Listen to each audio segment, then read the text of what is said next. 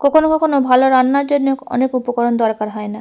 ঘরে থাকা সামান্য কয়েকটা আলু আর কিছু সহজ মশলা দিয়েই তৈরি হয়ে যেতে পারে একেবারে মায়ের হাতের মতো ঘরোয়া সাদা নিরামিষ আলু ভাঙার তরকারি। লুচি পরোটা সঙ্গে এই সাদামাটা রান্নার স্বাদে লুকিয়ে থাকে ছোটোবেলার পরিচিতির স্মৃতি, কত আপন ঘরের গন্ধ।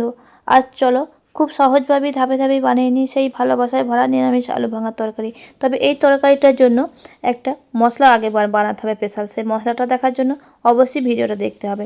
তার জন্য আমি কিছু নিয়ে নিয়েছি। প্রথমেই নিয়ে নিয়েছি আলু সেদ্ধ করে নেবো। কিছুটা আলু আমি এখানে প্রথমেই নিয়ে নিয়েছি। আলুগুলোকে সেদ্ধ করার জন্য কুকারের মধ্যে দিয়ে দিয়েছি অল্প জল দিয়ে। এই আলুগুলোকে আমি সিদ্ধ করে নেবো। তবে বন্ধুরা, আলুগুলো তোমাদের যতটা প্রয়োজন সেই অনুযায়ী তোমরা এখানে আলুটা নিয়ে নেবে। আমি এখানে আলু নিয়ে আলুটাকে এখানে প্রথমে সিদ্ধ করতে বসিয়ে দিচ্ছি। তারপর আমি তোমাদের দেখাবো যে আমি মশলাটা কী বানিয়েছি, কারণ এই রান্নার মশলাটাই মেন। মশলাটা আগে আমাদের বানিয়ে নিতে হবে, বানিয়ে রেডি করে রেখে দিতে হবে। তার জন্য এখানে আমি নিয়ে নিয়েছি টক দই। তোমরা যদি এই সবজিটা টক খেতে ভালোবাসো তাহলে টক দইটা একটু বেশি দেবে। আর যদি টকটা জিনিসটা পছন্দ না করো টক খেতে, তাহলে তোমরা এখানে টক দইটা কম দেবে। এবার আমি এই দইয়ের মধ্যে দিয়ে দিয়েছি হাফ চামচ মতন নুন আর হাফ চামচ মতন হলুদ গুঁড়ো প্রথমেই দিয়ে দিয়েছি। তারপরে দিয়েছি হাফ চামচ মতন লঙ্কা গুঁড়ো। তারপর এখানে আমি দিয়ে দিলাম স্পেশাল আমার যে মশলাটা, সেই মশলাটা আমি এখানে দিয়ে দিয়েছি। ওই মশলাটার আমি লিঙ্ক দিয়ে দেবো, তোমরা দেখে নেবে। এবার আমি এর মধ্যে দিয়ে দিয়েছিলাম চিনি। এবার আমি এর মধ্যে দিয়ে দেবো কসুরি মেথি।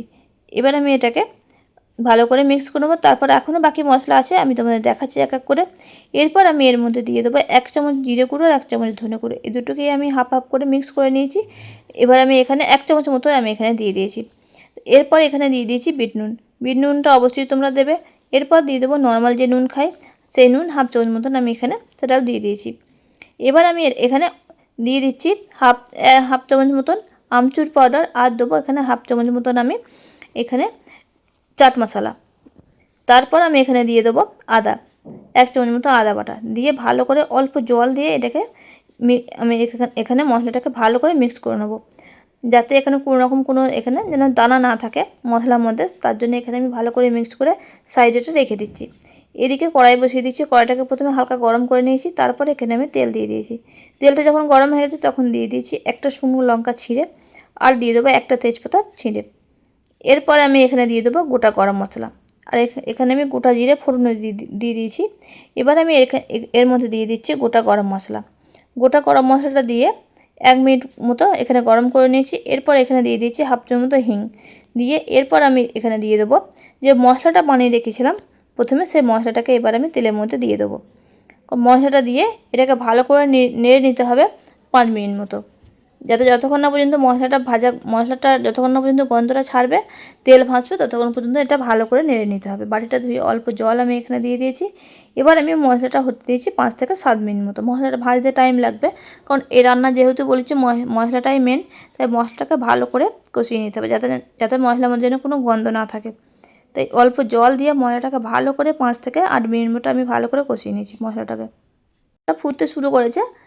এবার আমি এর মধ্যে দিয়ে দিয়েছি একটা টমেটোটাকে ভালো করে ঢাকা দিয়ে ভালো করে আমি এখানে গলিয়ে নেবো, সেদ্ধ করে নেবো। এবার আমি এর মধ্যে দিয়ে দিচ্ছি 2টো চেরা কাঁচা লঙ্কা দিয়ে এবার আমি এটাকে ঢাকা দিয়ে দিচ্ছি।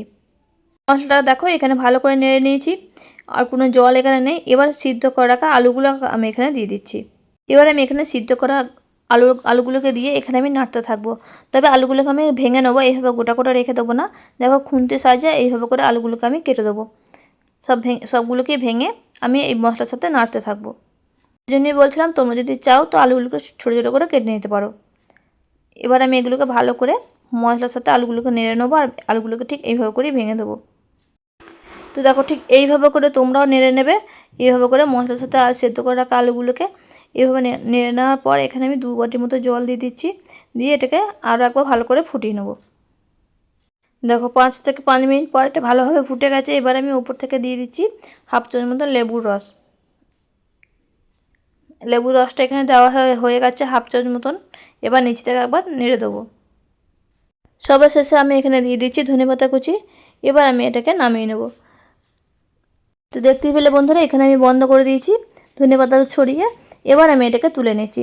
কত কম সময়ের মধ্যে রান্নাটা হয়ে গেল। এই রান্নাটা রুটি পরোটা সবার সঙ্গেই খেতে দারুণ লাগবে। এই রান্নাটা যদি টিফিনে দেয় বাচ্চাদের তাহলেও খেতে ভালো লাগবে রুটি কিংবা পরোটার সাথে। তো বন্ধুরা আলুটা এই রেসিপিটা আলুটা সেদ্ধ হতে যা দেরি, রান্নাটা হতে একদমই টাইম লাগে না, খুব কম সময়ের মধ্যেই রান্নাটা হয়ে যায়। তো আজকের রেসিপিটা তোমাদের কেমন লেগেছে অবশ্যই কিন্তু জানাতে ভুলবে না। যদি ভালো লেগে থাকে তাহলে চ্যানেলটা আমার সাবস্ক্রাইব করবে, পাশে থাকবে। আর যারা নতুন তারা অবশ্যই আমার চ্যানেলটা সাবস্ক্রাইব করে পাশে থাকে। এইভাবে নিত্য নতুন আমার চ্যানেল রেসিপি পেতে অবশ্যই আমার চ্যানেলটাকে সাবস্ক্রাইব